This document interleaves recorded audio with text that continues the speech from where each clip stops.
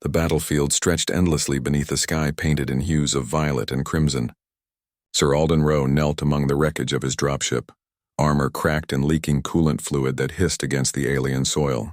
His pulse rifle lay shattered 3 meters away, useless as the dreams that had brought him to this forsaken moon. Blood seeped from the gash across his ribs, warm and insistent. He'd faced death before, in the vacuum trenches of Proxima Station, in the methane storms of Titan's outer colonies. But never like this. Never surrounded by creatures that defied every classification in the human xenobiological database. They emerged from the crystalline forests like living shadows, their scales shimmering with bioluminescent patterns that seemed to shift between dimensions. Dragons, his mind whispered, though the word felt inadequate. These beings were ancient where humanity was young, elegant where humans were crude, and utterly alien in ways that made his enhanced neural implants struggle to process their forms. Sir Alden tried to stand, but his legs betrayed him. The poison from their earlier attack, if it could be called an attack, coursed through his veins, not killing but paralyzing, not destroying but subduing. He'd fired first, of course, standard protocol when encountering unknown hostiles in contested space. The United Earth Defense Force didn't train knights to ask questions when Earth's survival hung in the balance, but these creatures hadn't retaliated with violence. They'd simply waited. Now they approached, 7 of them forming a circle around his broken body. The largest moved with fluid grace that belied her massive form, scales rippling like liquid starlight.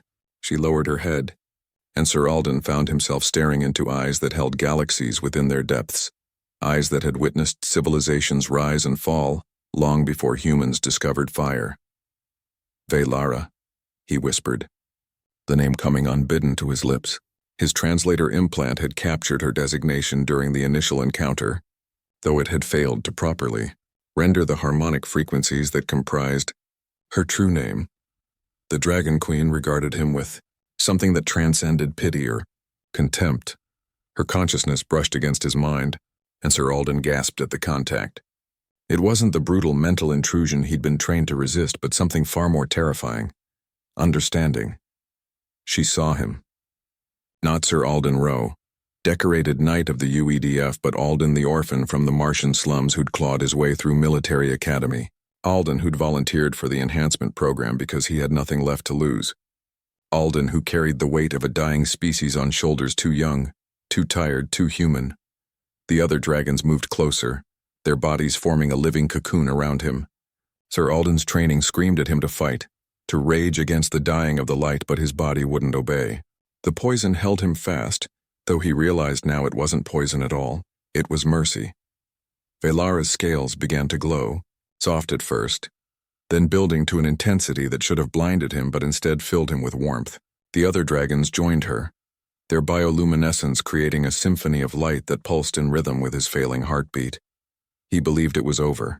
After 15 years of war, after watching colony after colony fall to the Zarthan swarm, after losing everyone he'd ever cared about to the endless hunger of an expanding universe, Sir Alden welcomed the end. Let the dragons have him. Let them consume him or study him or whatever alien purpose they served. At least it would be finished, but then the marvelous happened. The light didn't take his life, it gave it back. Velara's power flowed through him like liquid starlight, not healing his wounds in the crude way human medicine understood, but rewriting the very concept of injury at a cellular level. The gash in his ribs sealed, the poison transformed into something benign, even beneficial. His cracked armor began to repair itself, nanomachines that had been dormant roaring back to life under the Dragon Queen's influence. Sir Alden felt his consciousness expand, touching something vast and old. Through Velara's eyes, he saw the truth that the UEDF had hidden from its soldiers, the reality that commanders and politicians had obscured behind necessary lies. The dragons weren't invaders. They were gardeners. For millennia, they'd traveled between worlds, nurturing species with potential, guiding civilizations away from self-destruction. They'd watched humanity's explosive spread across the solar system with concern, seeing not the triumphant expansion that Earth's propaganda proclaimed, but a desperate flight from a dying world, a species consuming everything in its path like the very swarm humanity claimed to fight against. The Zarthun weren't the enemy. They were the symptom. Humanity's aggressive expansion had disrupted ancient migration patterns, violated treaties signed in eras before humans existed, threatened ecosystems that predated Earth's formation. And still, the dragons offered mercy.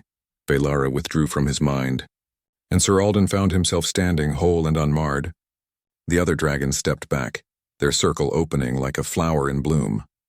The queen fixed him with those cosmic eyes, and though she didn't speak in words, her meaning was clear. Choose. He could return to his people with the truth, could try to convince the UEDF to change course, to seek peace instead of dominance, or he could reject this gift, could raise his weapon. His rifle was whole again, he noticed, and continue the war that would ultimately consume humanity. Sir Alden looked at his hands, at the armor that bore the scars of 100 battles, at the insignia that marked him as Earth's champion. Then he looked at Valara, at the patient wisdom in her ancient gaze, at the chance she offered not just for survival, but for transcendence. Slowly, deliberately, he removed his helmet and set it on the alien soil. His rifle followed, then his sidearm, each weapon a piece of identity shed like dead skin.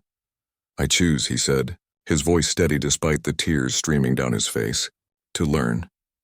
Valara's pleasure rippled through the air like music. The dragons moved forward, not to attack but to embrace, welcoming him into something humans had never known. A universe where strength was measured not in firepower, but in the courage to change.